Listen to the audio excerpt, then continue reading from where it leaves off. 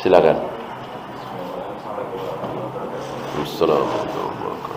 Ini case-nya, jadi kita sebagai pemilik rumah ya tadi ya. Iya. Pemilik rumah terus kemudian kita kontrakan.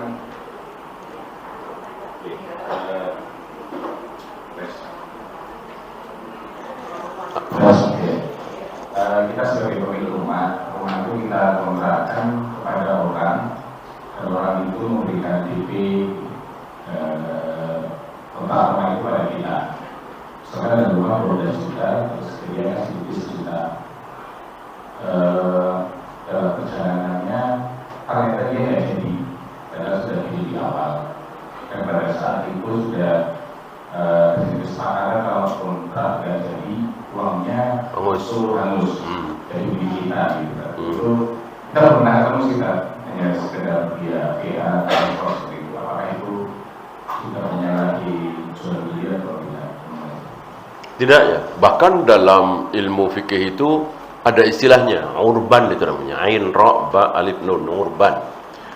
Kalau bahasa kita ya mungkin uang muka atau DP. Kalau uang muka ini tidak hangus, kalau nggak jadi, ya buat apa? Buat apa fungsi dari uang muka itu kan? Kan justru fungsi dari uang muka itu seperti itu. Ya, karena kan kita tertahan. Mau jual ke orang lain nggak berani karena sudah di DP. Mau kita kontrakan ke orang lain nggak boleh karena sudah di DP. Berarti kan kita rugi. Padahal ada yang mau lebih tinggi, kan kita nggak bisa. Oleh karena itu ini ada risiko buruk, rugi, dianya juga ada. Artinya dia harus sadar, harus terima kalau dia yang membatalkan, DP hangus. Ini ya adil. Ya. Tapi karena mungkin banyak yang tidak paham, alangkah bagusnya antum bikin perjanjian, ya, kwitansi, DP, ada catatan di bawah. Seandainya membatalkan sepihak, DP hangus. Gitu. Banyak dari kita ini akhirnya berselisih, bahkan berantem, itu karena syarat di awal itu kurang jelas. Maka terjadi perselisihan. Maka apalagi kalau kerjasama ya, antara si A dengan si B kerjasama, si A modalnya, si B tempatnya dan seterusnya. Ini segala kemungkinan harus ditulis. Kalau dicuri orang gimana? Kalau nanti ada gempa bumi gimana? Kalau nanti bangkrut gimana? Mestinya ada, agar tidak berselisih di kemudian hari. Ya. Paham ya? Allahu a'lam. Silakan.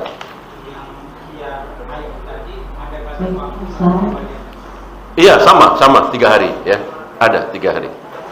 Sama dengan hiyar syarat. Batasnya 3 hari ya.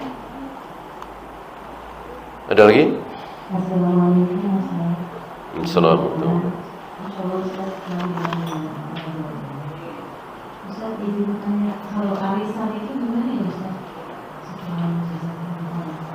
Insya Allah halal, kan cuman nabung, kemudian ditaruh di panitianya, adminnya, nabung 1 juta, dapat 1 juta, gitu. Ya mungkin untuk biaya administrasi berapa lah. Yang haram itu kalau gilirannya dijual, ya. Misalnya begini, saya dapat giliran pertama 10 juta misalnya. Makanannya halal nggak ya Ustaz? Kalau ada kumpul-kumpul ada makanannya, tapi ditarikin uangnya gitu Ustaz, semua yang cuma situ. Antarodin minkum apa tidak? Ridho sama ridho apa tidak? Kalau ada yang nggak ridho ya jadi haram. Kalau ridho semua insya Allah ridho. Jadi di antara itu 20 dikumpulin, nanti akhir bulan ada makannya gitu. Yang penting ridho ya. Dari awal itu dikasih perjanjian bahwa dapatnya 10 juta, tapi untuk konsumsi 500.000 gitu. Dia bilang, oh ya, ya udah, kan ridho sama ridho.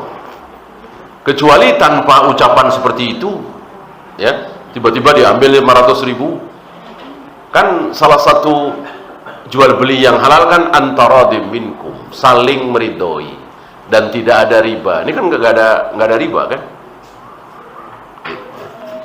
Ribanya di mana coba?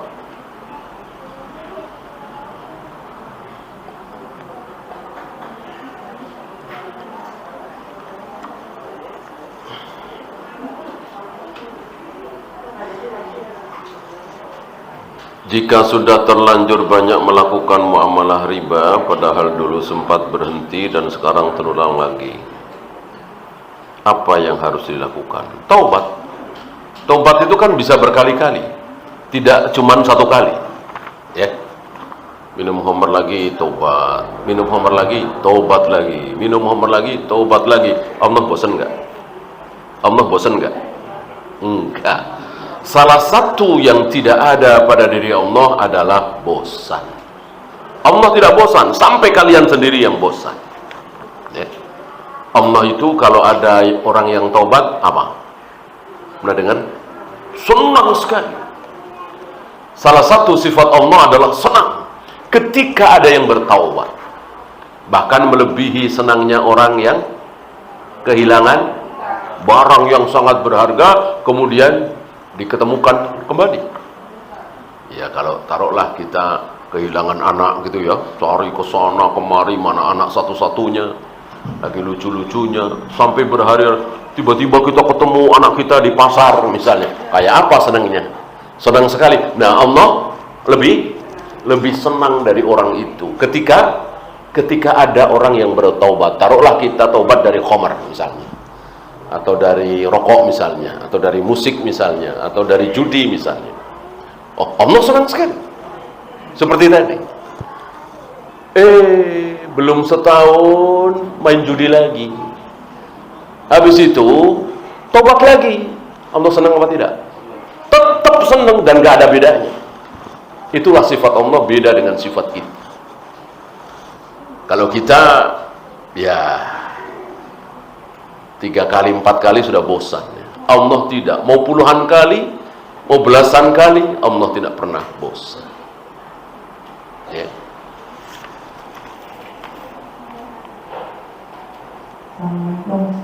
Assalamualaikum warahmatullahi wabarakatuh. Ini ada 2 pertanyaan yang untuk ibu-ibu sama sebenarnya, apalagi kita bicara arisan.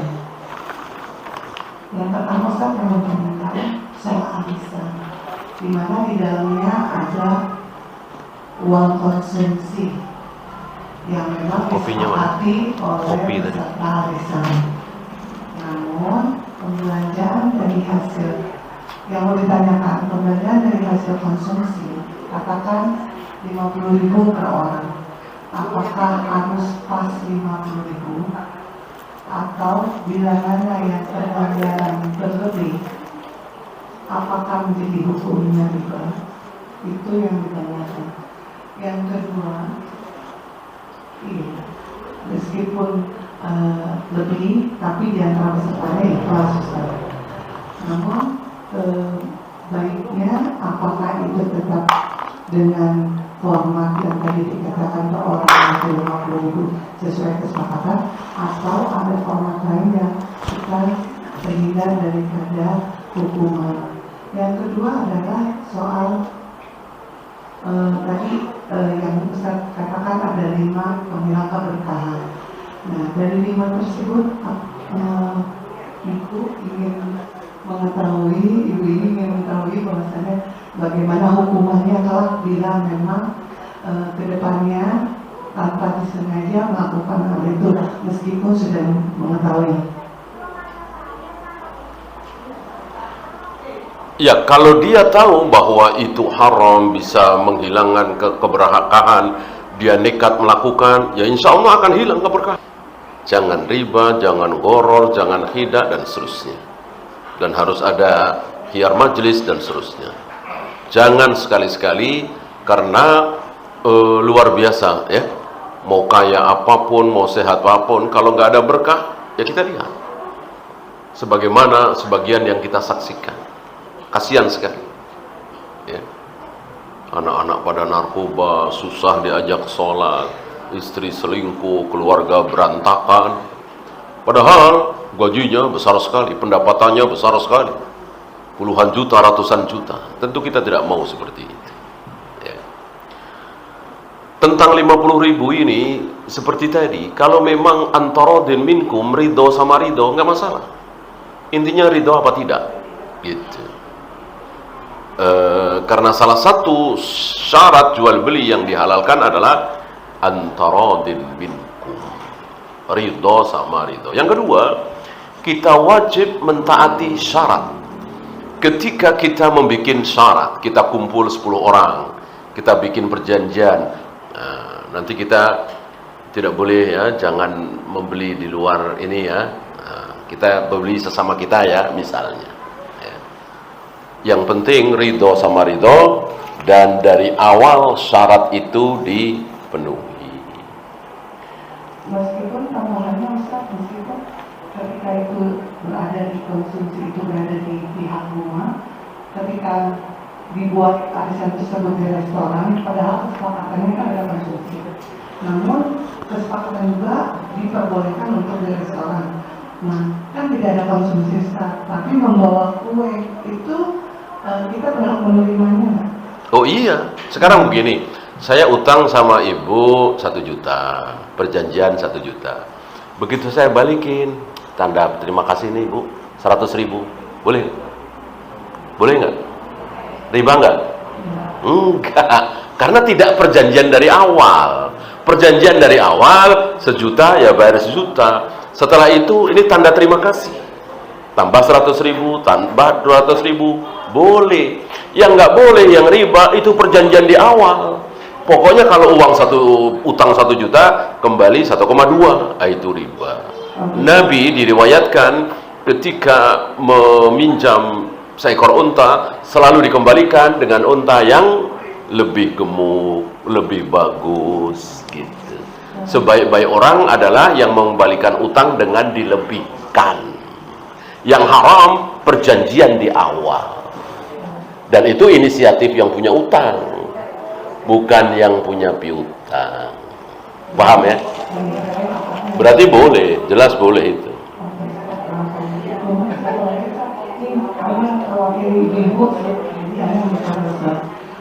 Ada yang bertanya, apakah BPJS dan asuransi sama? Apa? BPJS yang dari oleh Amri dengan asuransi. Saya kurang tahu isinya ya. Kalau isinya seperti yang saya contohkan tadi ya haram, ya kan? Dia menang, kita kalah. Kita menang, dia kalah.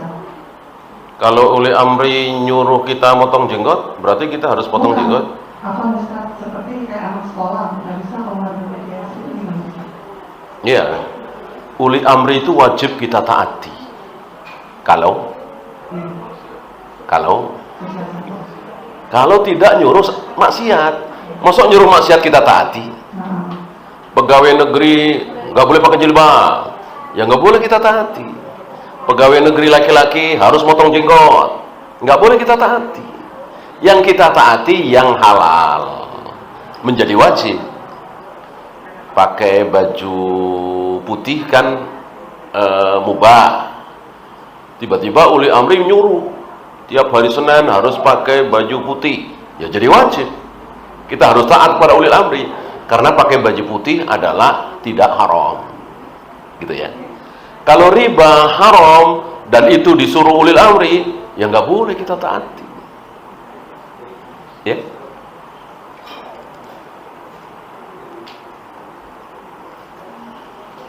Pemberian diskon ketika kita bertransaksi apakah termasuk sodako? Iya, iya, ya. Artinya kan kebaikan.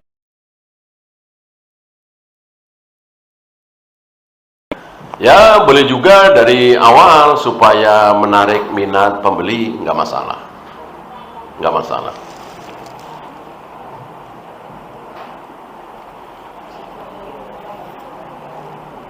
Jika saya ingin membeli laptop tapi belum punya uang, jika saya meminta teman saya untuk beli laptop tersebut, terus nanti saya cicil dan dia setuju, apakah itu diperbolehkan dan ada lebihnya? Jangan ada lebihnya. Berarti kan meminjami uang. Teman antum yang membelikan antum laptop itu kan ngasih pinjaman kan? Ya dong, ya kan? Ngasih pinjaman.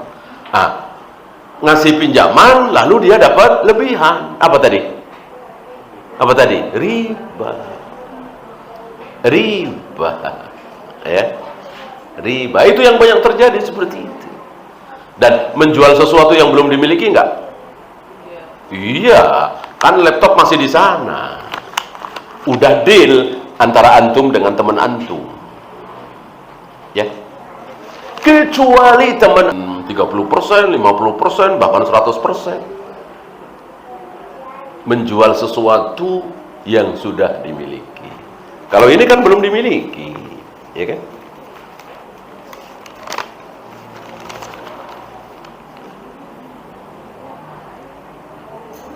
Gimana kalau sewa rumah 1 tahun setelah 6 bulan pindah? Apakah si pemilik harus membelikan uang sisanya? Yang saya katakan tadi, bikin perjanjian dari awal. Kalau nggak jadi DP hangus misalnya. Kalau belum 1 tahun kok pindah, maka apa lebihnya dikembalikan, apa hangus. Bikin perjanjian dari awal. Ya. Kalau enggak kan jadi menurut dia kembalikan, menurut ini jangan. Gitu.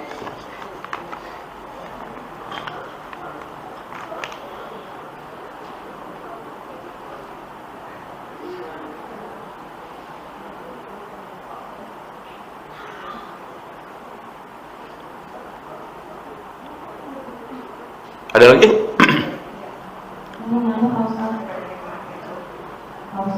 Silakan. Bagaimana dengan transaksi pembelian barang dengan online shop, dengan pembelian barang dengan sistem Pembelian barang dengan online shop? Misal kita beli di toko online, kita transfer dulu, nanti barangnya baru dikirim. tapi jelas barangnya yang itu. Dan sebenarnya ada di tokonya kan kita lihat fotonya, terus ada speknya. Berarti tidak goror ya? Ya berarti nggak ada goror kan jelas, ya kan? Mungkin di video ada foto, ada spek khusus. Apalagi kalau handphone kan di mana-mana sama. Kalau yang baru ya, berarti goror nggak ada. Riba insya Allah nggak ada ya. Harganya 1 juta misalnya, nggak ada tambahan kan? Nah, ongkos kirim ya jelas lah. Ongkos kirim ya wajar lah, namanya kan untuk kirim kan ada ongkosnya. Apalagi Kalau just tip bisa nggak, kalau misalnya ada orang yang mau keluar negeri atau keluar kota, dia hadir di satu bazar, kemudian nanti bukti itu barang A, kemudian diberikan, nanti ada jasa titipannya misalnya 5.000 per harga barang itu misalnya.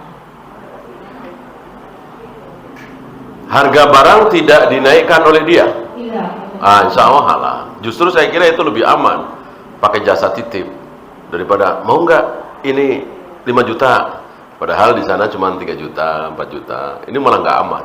Mendingan begitu aja, ini betul-betul 5 juta nih bandrolnya. Cuman saya kesini kan pakai tiket, pakai bensin gitu, satu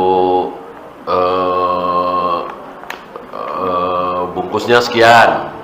Insya Allah halal, insya Allah boleh ya.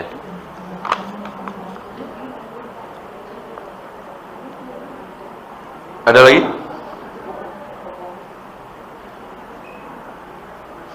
Ini ada pertanyaan di luar tema. Apakah berjabatan tangan bukan mahram tapi sudah berumur tua di atas 60 tahun diperbolehkan? Insya Allah ya. Bukan masalah 60, 65, tapi nggak ada fitnah gitu ya. Nggak ada fitnah. Ada nenek-nenek bongkok mau nyebrang jalan dituntun sama anak SMP, SMA laki-laki. Insya Allah nggak ada fitnah ini. Nggak ada fitnah. Ya. Tapi kalau yang anak mahasiswa ya nuntun ibu-ibu umur 30-an, mama muda ya mau nyebrang jalan, ya tentu ini ada fitnah. Kalau nenek-nenek bongkok itu ya walaupun mungkin masih 55 tahun tapi nggak ada fitnah ya. Intinya begitu. Ketika tidak ada fitnah, insya Allah nggak masalah.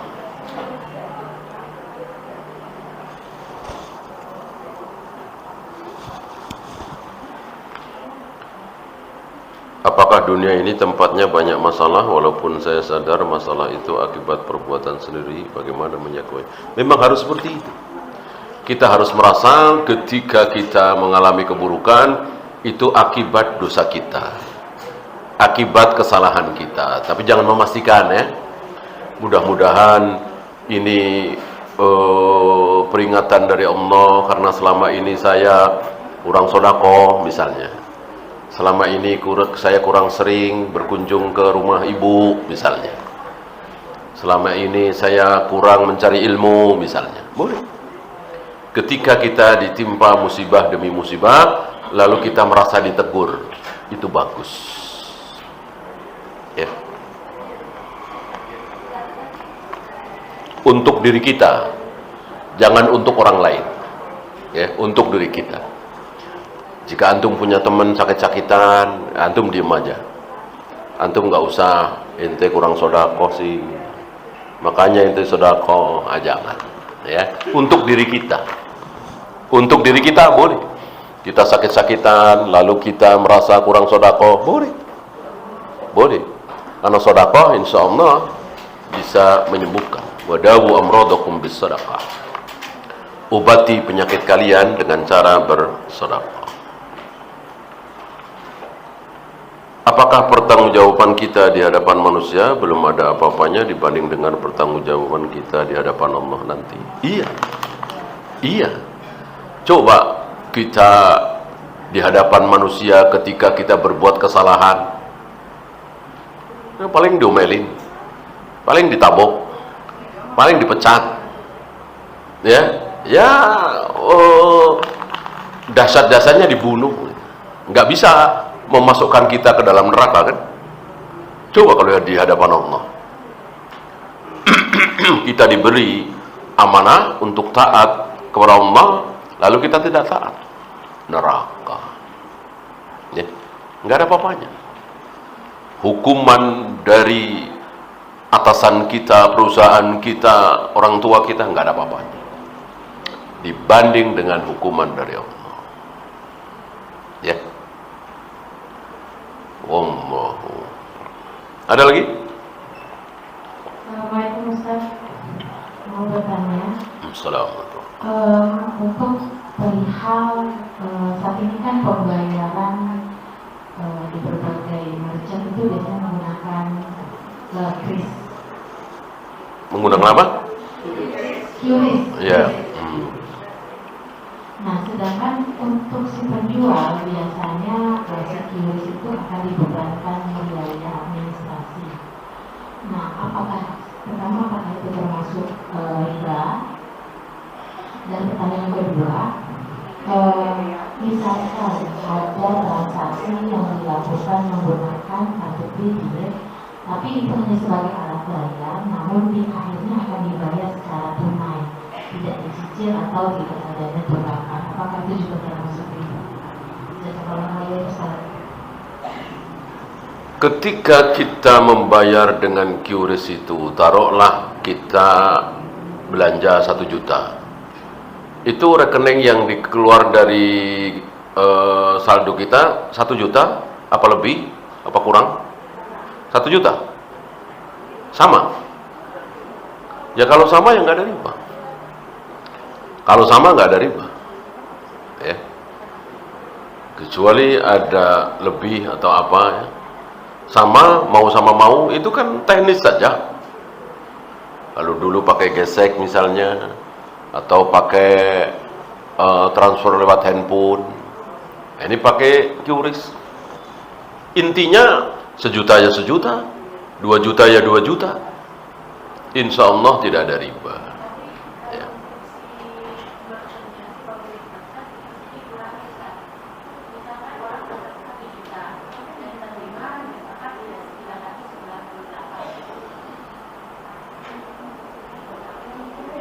yang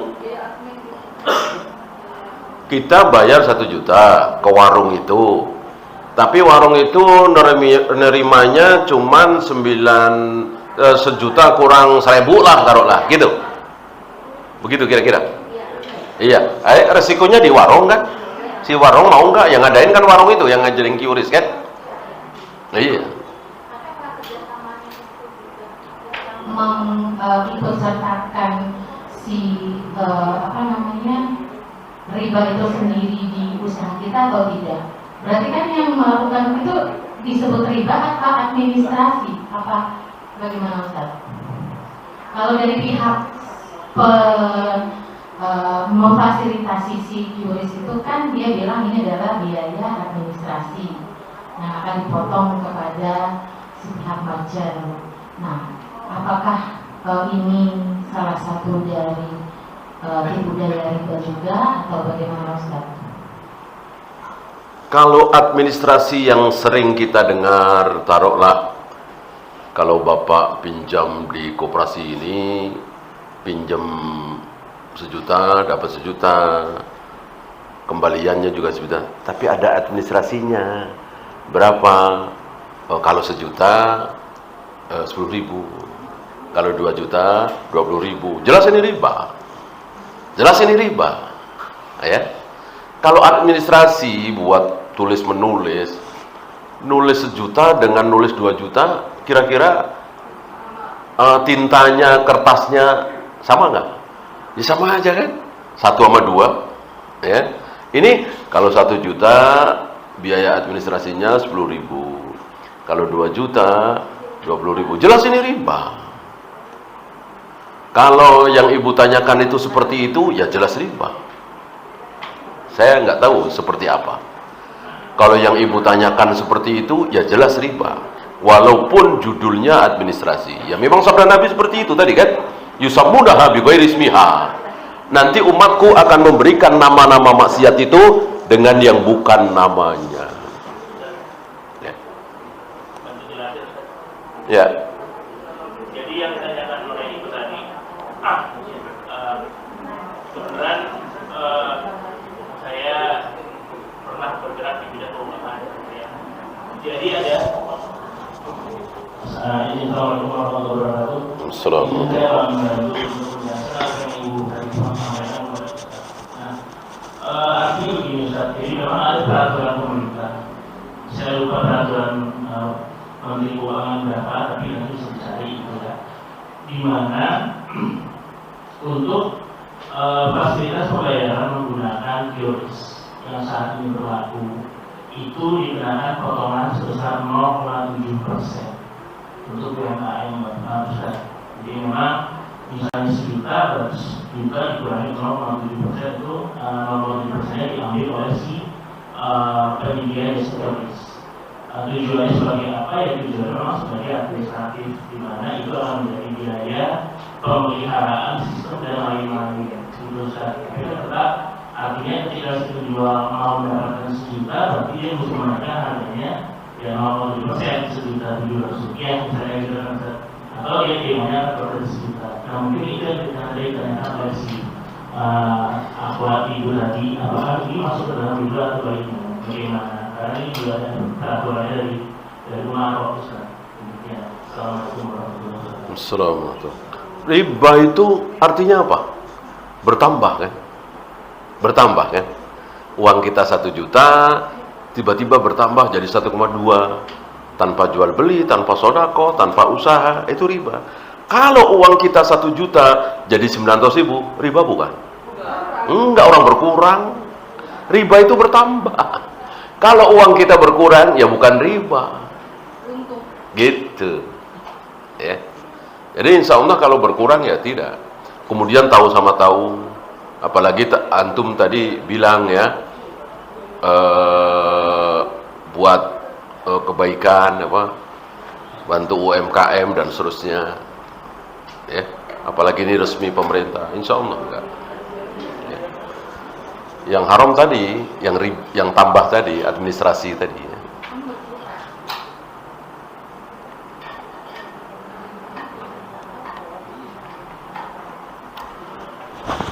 Ada lagi?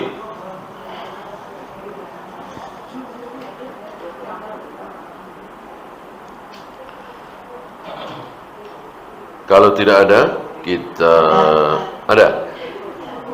Assalamualaikum warahmatullahi wabarakatuh. Assalamualaikum warahmatullahi wabarakatuh. Mau nanya tentang kartu kredit, Pak Ustadz.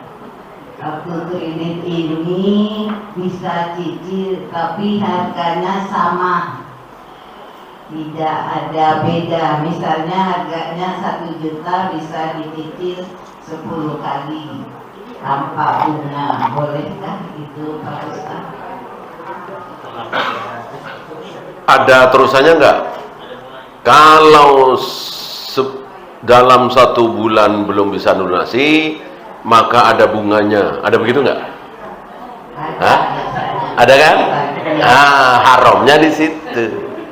Misalnya kalau kita tidak menunggak, Pak Ustadz, kita misalnya seperti pembayaran kita itu langsung di debit, dipotong langsung oleh bank, jadi kita nggak perlu membayar karena kita punya rekening di sana. Gimana Pak Ustadz?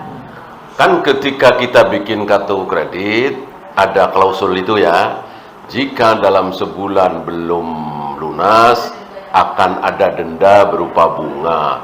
Kita tahu itu dan kita setuju dan kita tanda tangan, apa namanya? Iya, setuju dengan akad riba. Dosanya di situ. Walaupun dalam prakteknya ibu nggak pernah telat, orang di auto debit misalnya, ya kan? Tapi ibu tanda tangan, setuju. Nah, tanda tangannya itulah, setuju, itulah yang haram karena menyetujui transaksi riba. Oleh karena itu, udah tobatlah, nggak usah ada kartu kredit, ya. Kartu itu aja, kartu ATM aja, kan ada duitnya itu. Kartu kredit kan nggak ada duitnya, malu kita lah kartu kredit. Masuk bangga, ya orang nggak ada duitnya ya. Kartu ATM, kartu debit, jangan kartu kredit. Wallahu a'lam. Ya, sama-sama. Ya, ada lagi? Ya, kalau tidak ada, kita akhiri. Mudah-mudahan bermanfaat yang sedikit ini. Kita tutup dengan doa kifaratul majlis. Subhanakallahumma bihamdika asyhadu an la ilaha illa anta astaghfiruka wa atubu ilaik. Assalamualaikum warahmatullahi wabarakatuh.